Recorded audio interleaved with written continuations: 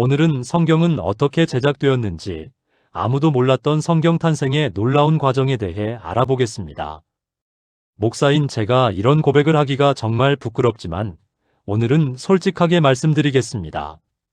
신학대학원 3년을 다니면서도 15년 목회를 하면서도 성경이 어떻게 만들어졌는지 제대로 몰랐습니다.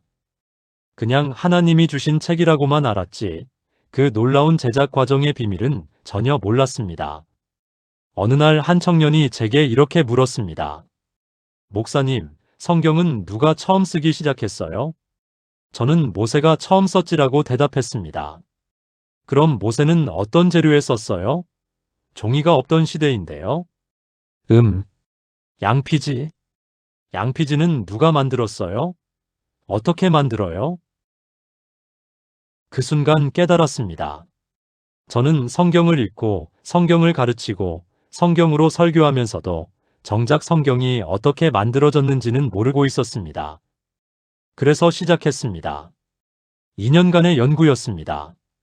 고대 문헌학, 사본학, 번역학, 인쇄술의 역사까지 파고들었습니다. 그리고 알게 되었습니다. 우리 손에 들린 이 성경 한 권이 얼마나 놀라운 기적의 산물인지를 말입니다. 여러분, 생각해 보신 적 있으신가요? 성경은 정확히 누가 처음 쓰기 시작했을까요? 어떤 재료로 기록했을까요? 파피루스, 양피지, 점토판, 각각 어떻게 만들어진 걸까요?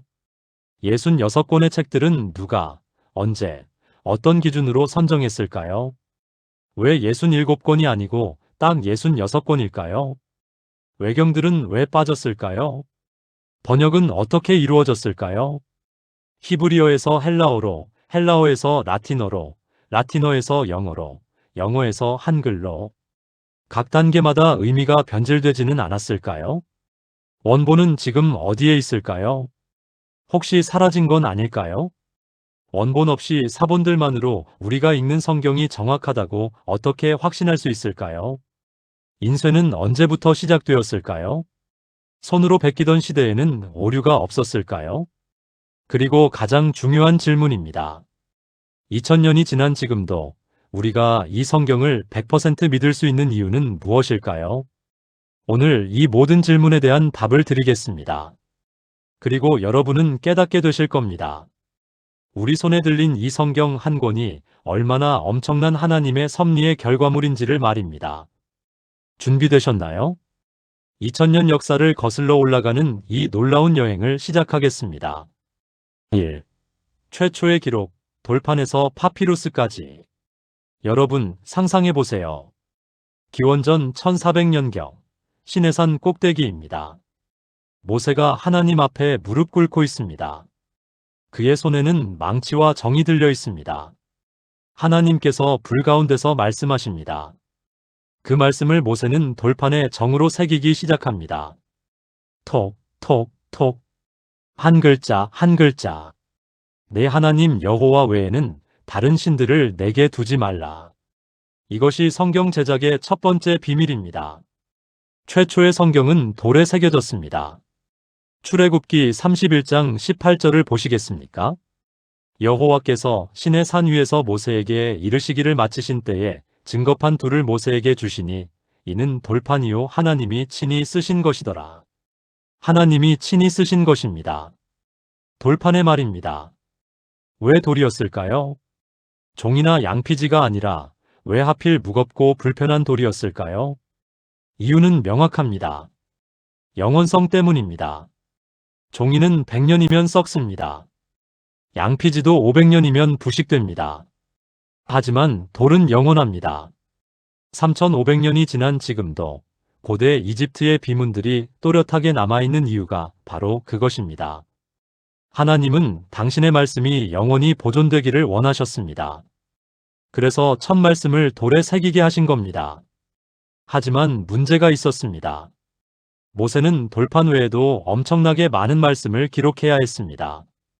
창세기부터 신명기까지 모세오경 전체를 기록해야 했습니다. 그 방대한 분량을 전부 돌에 새길 수는 없었습니다. 그래서 등장한 것이 파피루스입니다. 파피루스는 이집트의 나일강 삼각주에서 자라는 갈대 식물입니다. 이 식물의 줄기를 얇게 잘라서 가로 세로로 겹쳐놓고 망치로 두드리면 종이처럼 얇고 평평해집니다. 그 위에 갈대 펜과 먹물로 글씨를 쓰는 거죠. 모세는 이집트 왕궁에서 자랐습니다. 그는 당시 최고의 문자 기록 기술인 파피루스 제작법을 완벽하게 알고 있었습니다. 하나님께서 모세를 선택하신 이유 중 하나가 바로 이것입니다. 당신의 말씀을 정확하게 기록할 수 있는 능력을 가진 자였기 때문입니다. 사도행전 7장 22절은 이렇게 말합니다. 모세가 애굽 사람의 모든 학술을 배워 그의 말과 하는 일들에 능하더라. 모든 학술입니다. 여기에는 당연히 문자 기록 기술도 포함되어 있었습니다. 그렇게 모세는 40년 광야 생활 동안 파피루스에 창세기부터 신명기까지를 기록했습니다. 한 글자 한 글자 정성스럽게 하나님의 감동하심을 받아 기록했습니다. 이것이 성경의 시작입니다. 돌판으로 시작해서 파피루스로 이어진 하나님 말씀의 기록. 하지만 여러분, 여기서 놀라운 사실이 있습니다. 모세가 기록한 원본 파피루스는 지금 단 한 장도 남아있지 않습니다. 3500년의 세월 앞에서 파피루스도 결국은 부식되고 사라졌습니다. 그럼 우리는 어떻게 그 내용을 알 수 있을까요? 바로 사본들 때문입니다. 모세 당시부터 제사장들과 서기관들은 원본을 베껴 쓰는 일을 시작했습니다. 베껴 쓰고 또 베껴 쓰고 끊임없이 베껴 썼습니다. 원본이 훼손되기 전에 사본을 만들고 그 사본이 훼손되기 전에 또 다른 사본을 만들고 이렇게 끊임없는 필사의 역사가 시작된 겁니다. 하나님의 말씀을 후대에 전하기 위한 치열한 싸움이었습니다. 사랑하는 여러분, 지금 우리 손에 들린 창세기를 펼쳐보세요. 태초에 하나님이 천지를 창조하시니라. 이 한 문장이 3500년의 세월을 견디고 우리에게까지 전달되었습니다. 돌판에서 시작해서 파피루스를 거쳐 수천 명의 필사자들의 손을 거쳐서 말입니다. 이것이 우연일까요? 아닙니다. 이것은 하나님의 섭리입니다. 당신의 말씀을 반드시 보존하시겠다는 하나님의 강력한 의지입니다. 기도하겠습니다. 하나님 아버지, 돌판에 당신의 말씀을 처음 새기시고 모세를 통해 파피루스에 기록하게 하신 하나님을 찬양합니다. 3500년 전 그 시작이 오늘 우리에게까지 이어졌음을 감사드립니다. 우리 손에 들린 이 한 권의 성경이 얼마나 긴 여정을 거쳐왔는지 깨닫게 하시니 감사합니다. 예수님의 이름으로 기도합니다. 아멘. 여러분, 이제 시작입니다. 성경 제작의 놀라운 여정은 이제부터 본격적으로 펼쳐집니다. 양피지의 등장, 더 오래 보존하기 위한 하나님의 지혜. 파피루스는 훌륭한 기록 재료였습니다. 하지만 치명적인 약점이 있었습니다. 습기에 약했습니다. 이집트처럼 건조한 곳에서는 수백 년을 견뎠지만 습한 지역에서는 금방 곰팡이가 피고 부식되었습니다. 그리고 이스라엘은 지중해성 기후입니다. 겨울에는 비가 많이 내립니다. 파피루스에 기록된 성경을 계속 보존하기에는 한계가 있었습니다. 그래서 하나님께서 준비하신 두 번째 재료가 있었습니다. 바로 양피지입니다. 양피지는 양이나 염소, 송아지의 가죽을 특수 처리해서 만든 필기 재료입니다. 가죽을 벗겨서 석회수에 담가 털과 기름기를 제거하고 말려서 긁어내고 다시 문질러서 매끄럽게 만듭니다. 이 과정을 거치면 가죽이 종이처럼 얇고 부드러워집니다. 그리고 무엇보다 중요한 것은 파피루스보다 훨씬 오래 보존된다는 점입니다. 습기에도 강하고 곰팡이도 덜 피고 물리적 충격에도 견딥니다. 기원전 2세기경 페르가몬이라는 도시에서 양피지 제작 기술이 크게 발전했습니다. 그래서 양피지를 영어로 파치먼트라고 하는데 이것은 페르가몬에서 유래한 단어입니다. 이 시기는 성경 역사에서 매우 중요한 때였습니다. 구약 39권이 모두 완성된 시기였고 이 책들을 더 오래 보존할 방법이 절실히 필요한 때였습니다. 그리고 하나님께서는 페르가몬의 양피지 기술 발전을 통해 그 해답을 주신 겁니다. 예레미야 36장을 보시면 흥미로운 장면이 나옵니다. 선지자 예레미야가 서기관 바룩에게 하나님의 말씀을 받아 적게 합니다. 그리고 그 두루마리를 여호야김 왕에게 읽어줍니다. 그런데 왕이 어떻게 했습니까? 그 두루마리를 칼로 베어서 불에 던져버렸습니다. 하나님의 말씀을 불태운 겁니다. 그러자 하나님께서 예레미야에게 명령하십니다. 너는 다시 다른 두루마리를 가지고 유다 왕 여호야김이 불살은 첫 두루마리의 모든 말을 기록하라. 다시 쓰라는 겁니다. 불태워졌으면 끝인데 다시 쓰라고 명령하십니다. 왜 그럴까요? 하나님의 말씀은 절대 사라지지 않기 때문입니다. 불태워도 찢어도 땅에 묻어도 물에 빠뜨려도 하나님의 말씀은 반드시 보존됩니다. 그리고 그 보존의 핵심 방법 중 하나가 바로 양피지였습니다. 기원 후 1세기가 되면 초대교회 시대가 시작됩니다.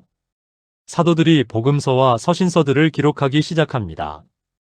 이때도 양피지가 주로 사용되었습니다. 사도 바울은 디모데후서 4장 13절에서 이렇게 말합니다. 내가 올 때에 내가 들어와 가보의 집에 둔 겉옷을 가지고 오고 또 책은 특별히 가죽 종이에 쓴 것을 가져오라. 가죽 종이 바로 양피지입니다. 바울도 양피지에 기록된 책들을 소중히 여겼습니다. 왜냐하면 그것이 하나님의 말씀이었고 오래 보존되어야 했기 때문입니다. 지금 현존하는 가장 오래된 성경 사본들도 대부분 양피지에 기록되어 있습니다. 시내산 사본은 4세기에 만들어진 양피지 사본인데 1600년이 지난 지금도 거의 완벽하게 보존되어 있습니다. 바티칸 사본도 4세기 양피지 사본인데 신약 전체가 거의 완벽하게 남아 있습니다. 파피루스였다면 이렇게 오래 보존될 수 없었을 겁니다.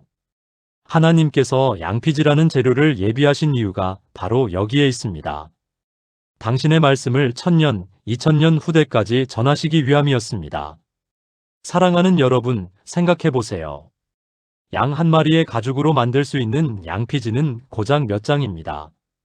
성경 한 권을 만들려면 양 수십 마리가 필요했습니다. 엄청난 비용이었습니다. 그런데도 초대교회 성도들은 그 비용을 아까워하지 않았습니다. 왜냐하면 하나님의 말씀은 그 어떤 대가를 치러도 보존할 가치가 있었기 때문입니다.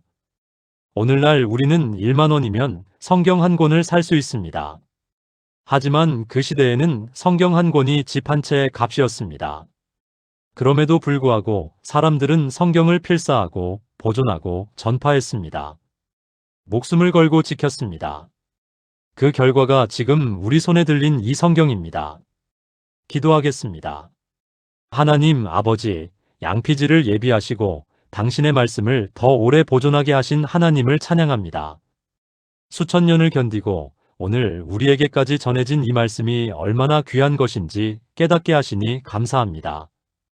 우리도 이 말씀을 소중히 여기고 다음 세대에 온전히 전하는 자들이 되게 하옵소서. 예수님의 이름으로 기도합니다. 아멘. 여러분, 이제 세 번째 비밀로 넘어가겠습니다. 성경 제작의 가장 중요한 순간이 다가옵니다. 3. 정경 결정. 66권을 선택한 놀라운 기준.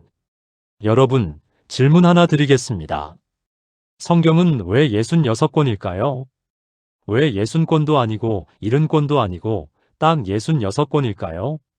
누가, 언제, 어떤 기준으로 이 66권을 선택했을까요?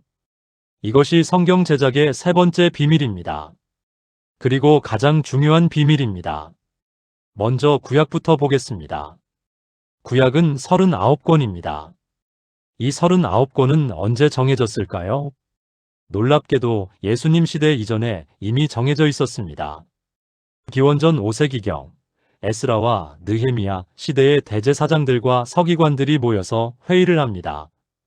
어떤 책들이 하나님의 영감으로 기록된 책인가? 이것이 그들의 질문이었습니다. 그리고 그들은 세 가지 기준을 세웁니다. 첫째, 저자가 선지자나 하나님께 인정받은 사람인가? 둘째, 내용이 이미 알려진 하나님의 계시와 일치하는가? 셋째, 이스라엘 공동체가 오랫동안 하나님의 말씀으로 인정해 왔는가? 이 세 가지 기준을 통과한 책만 정경으로 인정되었습니다. 그 결과 39권이 선택되었습니다. 모세오경 5권, 역사서 12권, 시가서 5권, 대선지서 5권, 소선지서 12권, 총 39권입니다. 그런데 여러분, 이 시기에 성경으로 인정받지 못한 책들도 많았습니다. 외경이라고 불리는 책들입니다. 토빗, 유딧, 마카비상하, 지혜서 등등. 왜 이 책들은 제외되었을까요? 기준을 통과하지 못했기 때문입니다. 저자가 불분명하거나 내용에 오류가 있거나 공동체의 인정을 받지 못했기 때문입니다. 예수님께서 이 39권의 구약을 인정하셨습니다. 누가복음 24장 44절을 보세요. 모세의 율법과 선지자의 글과 시편에 나를 가리켜 기록된 모든 것이 이루어져야 하리라. 율법, 선지자, 시편, 이 세 부분이 바로 39권의 구약입니다. 예수님께서 직접 인정하신 겁니다. 이제 신약을 보겠습니다. 신약은 27권입니다. 이 27권은 어떻게 정해졌을까요? 1세기 말부터 2세기 초 사도들이 세상을 떠난 후 교회는 심각한 문제에 직면합니다. 이단들이 가짜 복음서와 가짜 서신들을 만들어내기 시작한 겁니다. 도마복음, 베드로복음, 바울행전 등등. 진짜와 가짜를 구별해야 했습니다. 그래서 초대교회 지도자들이 모여서 기준을 세웁니다.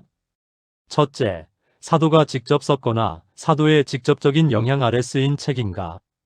둘째, 내용이 사도들의 가르침과 일치하는가? 셋째, 초대교회가 보편적으로 사용하고 인정해온 책인가? 넷째, 책의 영적 능력이 분명히 나타나는가?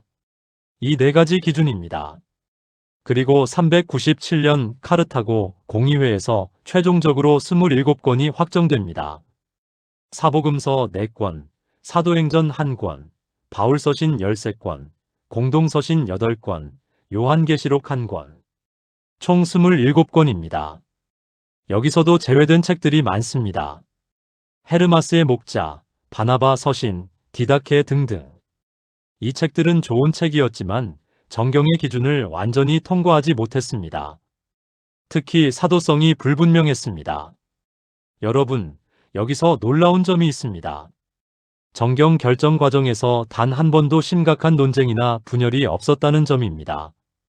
39권의 구약과 27권의 신약에 대해 초대교회 전체가 거의 만장일치로 동의했습니다. 이것이 우연일까요? 아닙니다.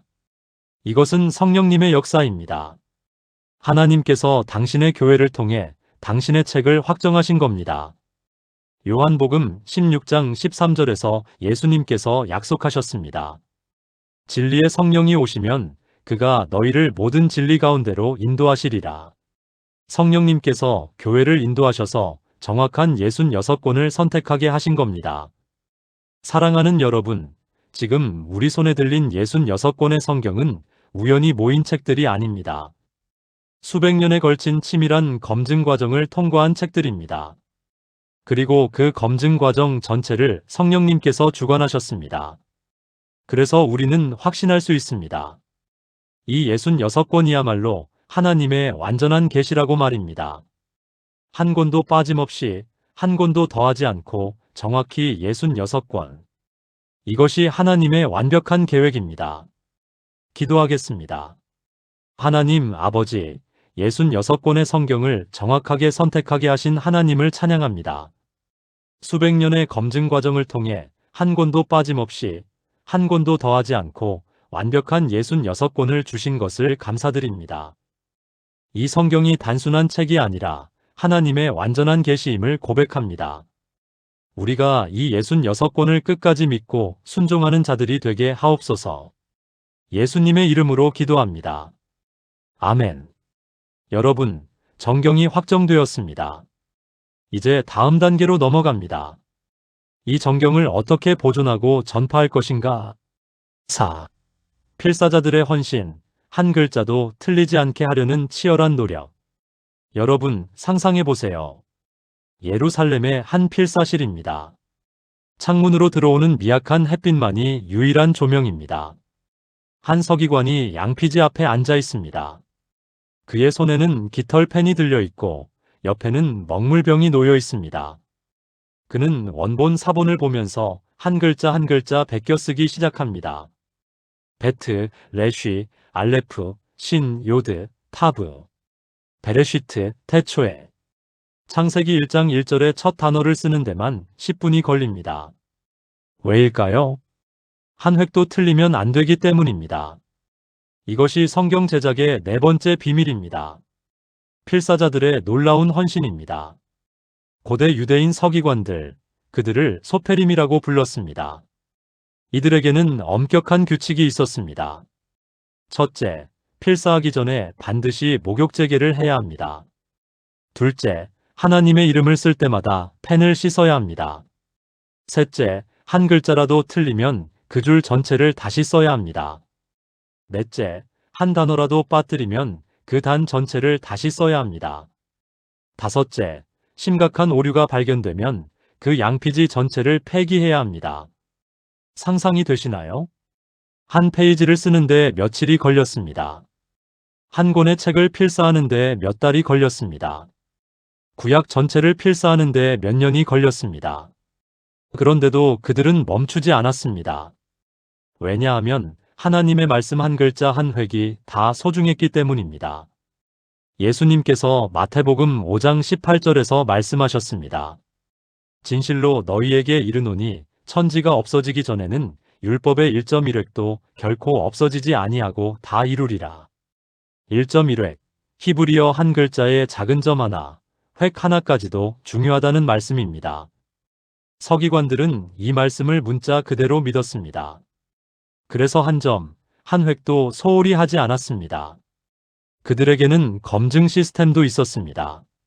한 사람이 필사를 끝내면 다른 서기관이 처음부터 끝까지 대조합니다. 글자 수를 세고 단어 수를 세고 문장 수를 셉니다. 그리고 각 책의 중간 글자가 무엇인지 확인합니다. 예를 들어 레위기의 정확한 중간 글자는 바브입니다.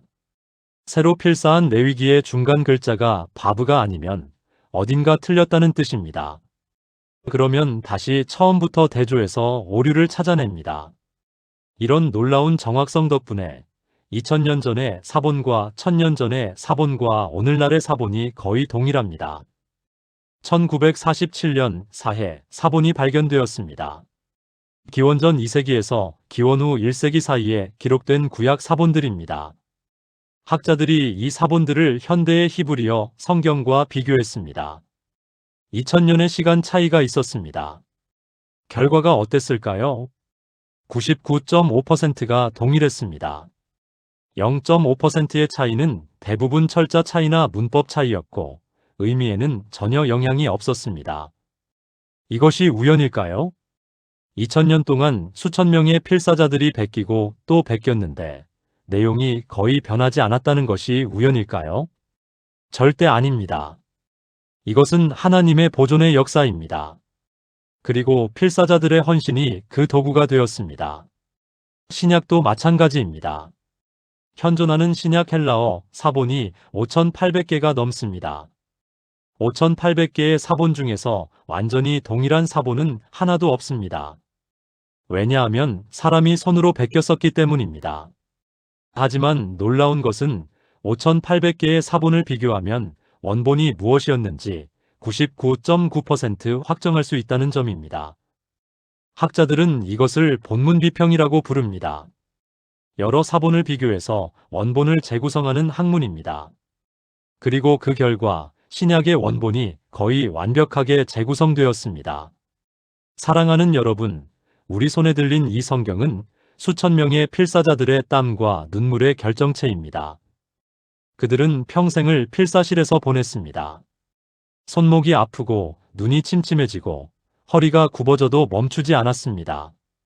왜냐하면 하나님의 말씀을 후대에 전해야 한다는 사명감이 있었기 때문입니다. 어떤 필사자는 자신이 필사한 사본 끝에 이렇게 썼습니다. 이 책을 읽는 자여, 필사자를 위해 기도하라. 그의 손이 너무 아프다.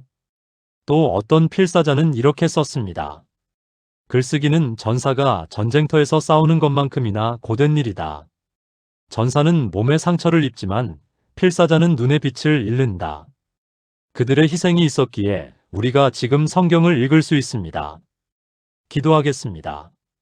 하나님 아버지, 수천 년 동안 한 글자 한 획도 틀리지 않게 하려고 애쓴 필사자들을 기억합니다.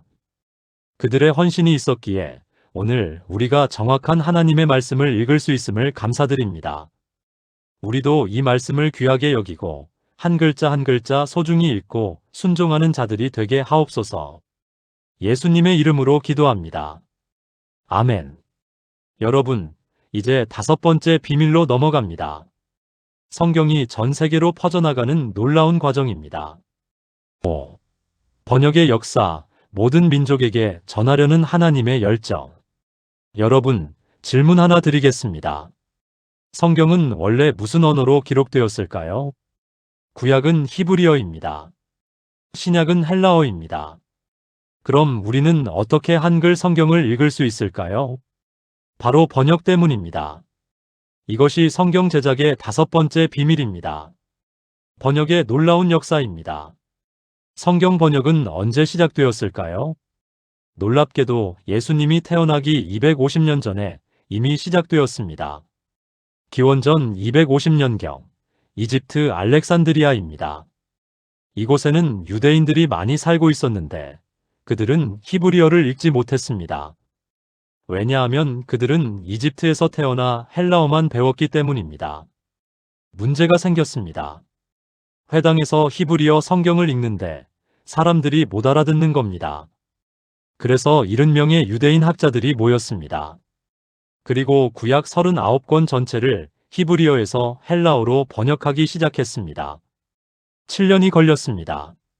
그리고 기원전 243년 최초의 번역 성경이 완성되었습니다. 이것을 70인역이라고 부르는데 라틴어로 셉투아진트입니다. 70명이 번역했다고 해서 70인역입니다. 이 70인역이 얼마나 중요했는지 아십니까? 신약 성경의 구약 인용구 중 80%가 70인역에서 인용되었습니다. 예수님과 사도들이 70인역을 읽고 인용했다는 뜻입니다. 하나님께서 번역을 인정하신 겁니다. 원어만 중요한 것이 아니라 번역된 성경도 하나님의 말씀이 될 수 있다는 것을 보여주신 겁니다. 시간이 흐릅니다. 4세기 로마 제국이 기독교를 공인합니다. 그런데 문제가 있었습니다. 로마 사람들은 헬라어를 못 읽었습니다. 그들은 라틴어를 사용했습니다. 교회는 라틴어 성경이 필요했습니다. 이때 히에로니무스라는 학자가 등장합니다. 그는 23년 동안 성경 전체를 라틴어로 번역합니다. 히브리어 구약과 헬라어, 신약을 모두 라틴어로 옮깁니다. 그리고 405년 라틴어 성경 불가타가 완성됩니다. 이 불가타는 1000년 동안 서방교회의 공식 성경이 됩니다. 중세시대 전체를 지배한 성경입니다. 하지만 문제가 있었습니다. 라틴어를 아는 사람은 성직자들 뿐이었습니다. 일반 백성들은 라틴어를 몰랐습니다. 그래서 일반 백성들은 성경을 읽을 수 없었습니다. 교회가 성경을 독점한 겁니다. 그러자 하나님께서 사람들을 일으키셨습니다. 14세기 존 위클리프가 성경을 영어로 번역합니다. 교회는 격렬히 반대했습니다. 위클리프는 이단으로 정죄당했습니다. 하지만 그는 멈추지 않았고 1382년 최초의 영어 성경을 완성합니다. 15세기 구텐베르크가 인쇄기를 발명합니다. 그리고 1455년 최초로 인쇄된 성경이 나옵니다. 구텐베르크 성경입니다. 이것은 혁명이었습니다. 이제 성경을 손으로 베낄 필요가 없었습니다. 한 번에 수백 권을 찍어낼 수 있었습니다. 16세기 마르틴 루터가 등장합니다. 그는 신약을 독일어로 번역합니다. 11주 만에 번역을 끝냅니다. 그리고 독일 전역에 보급합니다. 이것이 종교개혁의 불씨가 됩니다. 일반 백성들이 처음으로 자기 언어로 성경을 읽게 된 겁니다. 그들은 깨달았습니다. 교회가 가르친 것과 성경이 말하는 것이 다르다는 것을 말입니다. 16세기 윌리엄 틴데일이 히브리어와 헬라어 원문에서 직접 영어로 번역합니다. 교회는 그를 이단으로 정죄하고 화형에 처합니다. 화형대에서 그가 마지막으로 한 기도가 무엇인지 아십니까? 주여, 영국 왕의 눈을 열어주소서. 그리고 그의 기도는 응답되었습니다. 그가 죽은 지 3년 후 영국 왕 헨리 8세가 영어 성경을 공인합니다. 그리고 1611년 킹 제임스 성경이 완성됩니다. 이 성경이 영어권 세계를 지배하게 됩니다. 이제 한국입니다. 1882년 존 로스 선교사가 만주에서 한국인들을 만납니다. 그리고 그들과 함께 신약을 한글로 번역하기 시작합니다. 1887년 최초의 한글 신약 예수성교전서가 완성됩니다. 1911년 구약까지 포함한 최초의 완역 한글 성경이 나옵니다. 그리고 지금 2025년 우리는 누구나 한글 성경을 읽을 수 있습니다. 사랑하는 여러분, 이 모든 과정이 우연일까요? 2500년 동안 끊임없이 번역이 이어진 것이 우연일까요? 아닙니다. 이것은 하나님의 섭리입니다. 하나님께서는 모든 민족이 자기 언어로 성경을 읽기 원하십니다. 마태복음 28장 19절에서 예수님께서 명령하셨습니다. 그러므로 너희는 가서 모든 민족을 제자로 삼으라. 모든 민족입니다. 유대인만이 아닙니다. 헬라인만이 아닙니다. 로마인만이 아닙니다. 모든 민족, 모든 나라, 모든 언어를 사용하는 모든 사람들이 성경을 읽어야 합니다. 그래서 하나님께서는 번역자들을 일으키셨습니다. 때로는 순교의 대가를 치르면서도 그들은 번역을 멈추지 않았습니다. 왜냐하면 하나님의 말씀은 모든 사람에게 전해져야 하기 때문입니다. 기도하겠습니다. 하나님 아버지, 2500년 동안 끊임없이 번역의 역사를 이끌어 오신 하나님을 찬양합니다. 순교를 각오하고 번역에 헌신한 모든 번역자들을 기억합니다. 그들의 희생이 있었기에 우리가 지금 한글로 성경을 읽을 수 있음을 감사드립니다. 우리도 이 말씀을 온 세상에 전하는 자들이 되게 하옵소서. 예수님의 이름으로 기도합니다. 아멘. 여러분, 이제 6번째 비밀입니다. 인쇄술의 발명과 성경의 대량 보급 이야기입니다. 6. 인쇄혁명, 하나님의 타이밍과 기술의 만남. 여러분, 상상해 보세요. 15세기 중세 유럽입니다. 성경 한 권의 가격이 집 한 채 값입니다. 왜냐하면 손으로 직접 베껴 써야 했기 때문입니다. 한 권을 만드는데 1년이 걸렸습니다. 그러니 일반 백성들은 평생 성경 한 권 가져보지 못했습니다. 교회에 가야만 성경을 볼 수 있었고, 그것도 사제가 읽어주는 것만 들을 수 있었습니다. 라틴어로 말입니다. 알아들을 수도 없는 라틴어로. 이것이 중세교회의 현실이었습니다. 그런데 1440년 독일의 마인츠라는 도시에서 한 남자가 이상한 기계를 만들고 있었습니다. 그의 이름은 요하네스 구텐베르크. 금속공이었던 그는 금속 활자를 만들어 인쇄기를 발명했습니다. 이것이 인류 역사상 가장 위대한 발명 중 하나가 됩니다. 구텐베르크는 무엇을 가장 먼저 인쇄했을까요? 성경입니다. 1455년 그는 180부의 라틴어 성경을 인쇄했습니다. 180부. 한 사람이 평생 걸려야 일부를 만들 수 있었던 성경을 180부나 만든 겁니다. 이것은 혁명이었습니다. 정보혁명의 시작이었습니다. 그리고 무엇보다 영적 혁명의 시작이었습니다. 인쇄술이 발명되기 전까지 유럽 전역에 성경이 몇 권이나 있었을까요? 약 3만 권 정도로 추정됩니다. 1500년 동안 3만 권입니다. 그런데 인쇄술이 발명된 후 50년 동안 얼마나 많은 성경이 보급되었을까요? 최소 50만 권입니다. 1500년 동안 만들어진 것보다 16배나 많은 양이 단 50년 만에 보급된 겁니다. 이것이 우연일까요? 생각해보세요. 인쇄술이 100년만 일찍 발명되었다면 어땠을까요? 중세 교회가 그 기술을 독점했을 겁니다. 성경 보급을 통제했을 겁니다. 인쇄술이 100년만 늦게 발명되었다면 어땠을까요? 종교개혁이 일어나지 못했을 겁니다. 루터의 95개 조논제가 유럽 전역에 퍼지지 못했을 겁니다. 하지만 하나님께서는 정확한 타이밍에 인쇄술을 허락하셨습니다. 종교개혁이 시작되기 딱 75년 전에 루터가 성경을 독일어로 번역했을 때 인쇄술이 준비되어 있었습니다. 1534년 루터의 독일어 성경이 완성되었습니다. 그리고 인쇄기가 돌아가기 시작했습니다. 첫 해에만 10만 부가 인쇄되었습니다.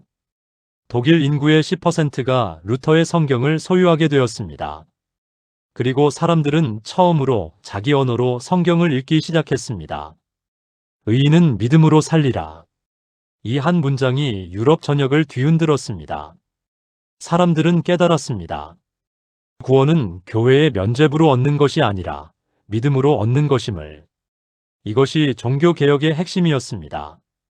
그리고 이 모든 것이 가능했던 이유는 인쇄술 때문이었습니다. 16세기부터 19세기까지 인쇄술은 계속 발전했습니다. 속도가 빨라지고 비용이 줄어들고 품질이 좋아졌습니다. 그리고 성경은 점점 더 많이 보급되었습니다. 19세기 산업혁명이 일어났습니다. 증기인쇄기가 발명되었습니다. 이제 하루에 수천 권의 성경을 인쇄할 수 있게 되었습니다. 1804년 영국 성서공회가 설립되었습니다. 그들의 목표는 모든 사람이 성경을 소유하게 하는 것이었습니다. 그리고 그들은 전 세계로 성경을 보냈습니다. 아프리카로, 아시아로, 남미로, 태평양 섬들로 배에 성경을 가득 싣고 보냈습니다. 선교사들이 그 성경들을 각 나라 언어로 번역했습니다. 그리고 현지에서 인쇄했습니다. 20세기가 되자 성경은 세계에서 가장 많이 인쇄된 책이 되었습니다. 지금까지 인쇄된 성경의 총 부수가 얼마나 될까요? 약 50억 권입니다. 인류 역사상 어떤 책도 성경만큼 많이 인쇄되지 않았습니다. 그리고 21세기 디지털 시대가 열렸습니다. 이제 성경은 인쇄본뿐만 아니라 디지털로도 보급됩니다. 스마트폰에서, 태블릿에서, 컴퓨터에서 어디서든 성경을 읽을 수 있습니다.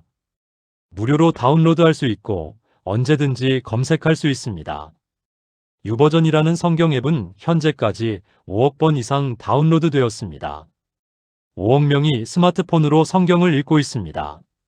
사랑하는 여러분, 이 모든 과정을 보세요. 인쇄술의 발명부터 디지털 시대까지 모든 기술 발전이 성경 보급에 사용되었습니다. 이것이 우연일까요? 아닙니다. 이것은 하나님의 계획입니다.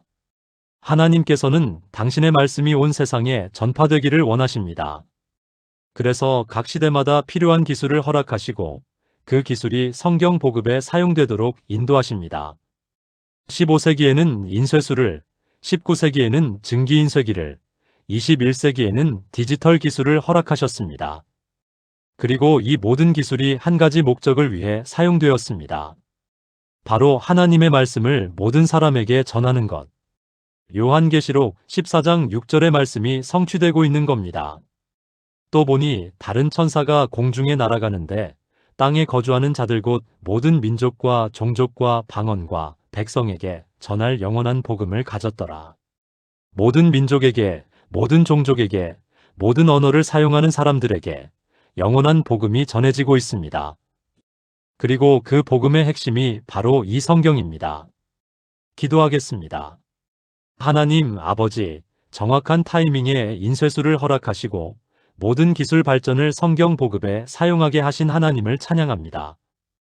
50억 권의 성경이 전 세계에 보급되었고 5억 명이 디지털로 성경을 읽고 있습니다. 이 놀라운 역사가 모두 하나님의 계획하심임을 고백합니다. 우리도 이 말씀을 더 많은 사람들에게 전하는 자들이 되게 하옵소서. 예수님의 이름으로 기도합니다. 아멘. 여러분, 이제 마지막 7번째 비밀입니다. 가장 중요한 비밀이 남았습니다. 7. 보존의 기적, 2000년을 견딘 말씀의 능력. 여러분, 마지막 질문입니다. 성경이 2000년 동안 보존될 수 있었던 진짜 이유는 무엇일까요? 좋은 재료 때문일까요? 양피지가 튼튼해서? 아닙니다. 필사자들의 정성 때문일까요? 한 글자도 틀리지 않으려고 애썼기 때문에? 그것도 아닙니다. 번역과 인쇄 기술 때문일까요? 많은 사본이 만들어졌기 때문에? 그것도 아닙니다. 진짜 이유는 단 하나입니다. 하나님께서 보존하셨기 때문입니다. 이것이 성경 제작의 7번째이자 마지막 비밀입니다. 하나님의 초자연적 보존입니다. 역사를 보십시오.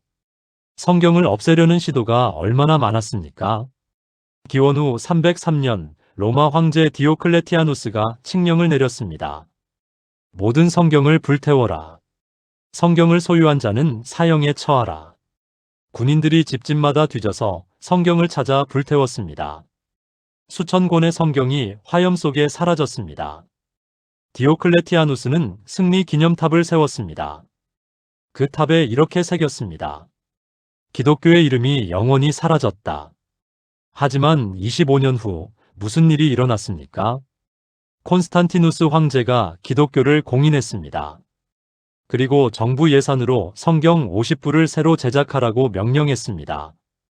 디오클레티아누스의 기념탑은 헐렸고 그 자리에 교회가 세워졌습니다. 중세시대에도 마찬가지였습니다. 교회는 일반인이 성경을 소유하는 것을 금지했습니다. 성경을 자기 언어로 번역하는 것도 금지했습니다. 위반하면 화형에 처했습니다. 존 위클리프는 영어로 성경을 번역했다는 이유로 이단으로 정죄당했습니다. 그가 죽은 후 44년 뒤 교회는 그의 무덤을 파헤쳐 시체를 불태웠습니다. 그리고 그 죄를 강물에 뿌렸습니다. 위클리프의 흔적을 완전히 지우려고 한 겁니다. 하지만 어떻게 되었습니까? 위클리프의 영어 성경은 손으로 베껴져서 영국 전역에 퍼졌습니다. 그리고 200년 후 그의 번역이 킹 제임스 성경의 기초가 되었습니다. 교회는 죄를 강물에 뿌렸지만 그의 번역은 온 세계로 퍼져나갔습니다. 윌리엄 틴데일도 마찬가지였습니다. 그는 신약을 영어로 번역했다는 이유로 1536년에 화형당했습니다. 그의 마지막 기도를 기억하십니까? 주여, 영국 왕의 눈을 열어주소서. 그리고 3년 후 영국 왕이 영어 성경을 공인했습니다. 틴데일이 번역한 신약의 80%가 킹 제임스 성경에 그대로 사용되었습니다. 사람들은 틴데일을 죽였지만 그의 번역은 영원히 살아남았습니다. 프랑스 혁명 때도 비슷한 일이 있었습니다. 무신론자들이 권력을 잡았습니다. 그들은 선포했습니다. 50년 안에 성경은 박물관에서나 볼 수 있는 골동품이 될 것이다. 그들은 교회를 폐쇄하고 성경을 불태우고 기독교인들을 처형했습니다. 하지만 50년 후 무슨 일이 일어났습니까? 프랑스 성서공회가 설립되었습니다. 그리고 그 본부가 어디에 세워졌는지 아십니까? 볼테르의 집이었습니다. 볼테르는 생전에 이렇게 말했습니다. 100년 안에 성경은 잊혀진 책이 될 것이다. 하지만 그가 죽은 후 그의 집이 성경을 인쇄하는 곳이 되었습니다. 그의 인쇄기가 성경을 찍어내는 데 사용되었습니다. 공산주의 국가들도 성경을 없애려고 했습니다. 소련은 70년 동안 성경을 금지했습니다. 중국도 성경을 불태웠습니다. 북한도 성경을 소유하면 사형에 처했습니다. 하지만 결과가 어떻습니까? 소련이 무너진 후 러시아에 수백만 권의 성경이 보급되었습니다. 중국은 지금 세계에서 가장 많은 성경을 인쇄하는 나라입니다. 북한에서도 지하교회가 성경을 필사하며 믿음을 지키고 있습니다. 사랑하는 여러분, 이 모든 것이 말해주는 것이 무엇입니까? 사람은 성경을 없앨 수 없다는 것입니다. 불태워도 금지해도 소유자를 죽여도 성경은 사라지지 않습니다. 왜냐하면 하나님께서 보존하시기 때문입니다. 이사야 40장 8절의 말씀입니다. 풀은 마르고 꽃은 시드나 우리 하나님의 말씀은 영원히 서리라. 영원히 서리라. 제국이 흥망성쇠를 거듭해도 왕조가 바뀌어도, 정권이 교체되어도 하나님의 말씀은 영원히 서 있습니다. 시편 119편 89절도 같은 말씀을 합니다. 여호와여 주의 말씀이 영원히 하늘에 굳게 섰사오며 하늘에 굳게 섰습니다. 땅에서 아무리 흔들어도 하늘에서는 흔들리지 않습니다.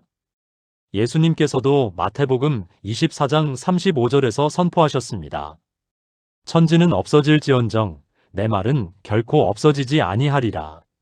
천지는 없어져도 하나님의 말씀은 없어지지 않습니다. 이것이 성경 보존의 진짜 비밀입니다. 좋은 재료, 헌신적인 필사자, 뛰어난 번역자, 발전된 인쇄 기술, 이 모든 것이 중요했습니다. 하지만 이것들은 도구일 뿐입니다. 진짜 능력은 하나님께 있습니다. 하나님께서 보존하시겠다고 작정하신 말씀은 반드시 보존됩니다. 누가 반대해도 무엇으로 공격해도 하나님의 말씀은 영원히 살아남습니다. 그리고 여러분, 이것은 과거의 이야기만이 아닙니다. 지금도 계속되고 있는 이야기입니다. 지금도 일부 국가에서는 성경이 금지되어 있습니다. 지금도 성경을 소유했다는 이유로 감옥에 가고 순교하는 사람들이 있습니다. 하지만 그럼에도 불구하고 성경은 계속 보존되고 있습니다. 비밀리에 인쇄되고 밀수입되고 디지털로 전파되고 있습니다. 하나님의 말씀을 막을 수 있는 것은 이 세상에 아무것도 없습니다. 기도하겠습니다. 하나님 아버지, 2000년 동안 당신의 말씀을 보존하신 하나님을 찬양합니다. 제국들이 무너지고 왕조들이 바뀌고 박해자들이 사라졌어도 당신의 말씀만은 영원히 서 있습니다. 우리 손에 들린 이 성경이 하나님의 초자연적 보존의 결과임을 고백합니다. 이 말씀을 끝까지 믿고 순종하는 자들이 되게 하옵소서. 예수님의 이름으로 기도합니다. 아멘. 사랑하는 여러분, 이제 우리는 성경 제작의 7가지 비밀을 모두 알았습니다. 그리고 이제 깨달았습니다.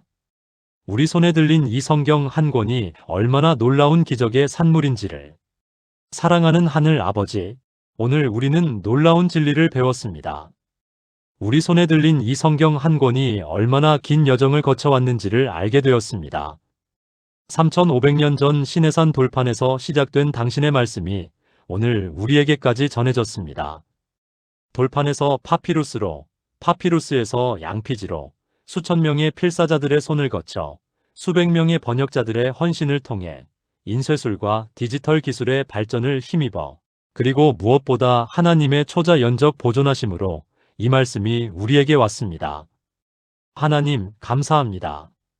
모세가 40년 광야에서 한 글자 한 글자 기록한 그 정성을 기억합니다. 수천 년 동안 손목이 아프고 눈이 침침해져도 멈추지 않았던 필사자들의 헌신을 기억합니다. 화형을 당하면서도 번역을 멈추지 않았던 선배들의 순교를 기억합니다. 그들의 희생이 있었기에 우리가 지금 이 말씀을 읽을 수 있습니다. 하나님, 용서하여 주옵소서. 이렇게 귀한 말씀을 너무 쉽게 생각했던 우리를 용서하여 주옵소서. 집 한 채 값이었던 성경을, 목숨을 걸고 지켜야 했던 성경을 우리는 너무 가볍게 여겼습니다. 먼지 쌓인 책꽂이에 방치하고 한 주도 펴보지 않고 그 귀한 말씀을 무시했던 우리를 용서하여 주옵소서. 하나님, 이제 우리는 다짐합니다. 이 말씀을 날마다 읽겠습니다. 한 글자 한 글자 소중히 여기며 읽겠습니다. 3500년의 역사가 담긴 이 말씀을 경외함으로 대하겠습니다. 그리고 이 말씀대로 살겠습니다. 단순히 읽는 것에 그치지 않고 순종하며 살겠습니다. 하나님께서 이렇게 오랜 세월 보존하신 이 말씀을 우리 삶으로 증명하겠습니다. 또한 하나님, 이 말씀을 다음 세대에 온전히 전하는 자들이 되게 하옵소서. 우리 자녀들에게, 우리 손주들에게, 우리 주변의 모든 사람들에게 이 귀한 말씀을 전하는 자들이 되게 하옵소서. 선배들이 목숨 걸고 지켜온 이 말씀을 우리도 목숨 걸고 지키고 전하게 하옵소서. 예수 그리스도의 이름으로 기도합니다. 아멘. 사랑하는 여러분, 오늘 우리는 놀라운 여행을 했습니다. 3500년 역사를 거슬러 올라가 성경이 어떻게 만들어졌는지 보았습니다. 이제 여러분께 부탁드립니다. 오늘 집에 돌아가시면 성경을 펼치세요. 그리고 첫 페이지를 보세요. 태초에 하나님이 천지를 창조하시니라. 이 한 문장을 읽으실 때 기억하세요. 이 문장이 3500년의 세월을 견뎌왔다는 것을.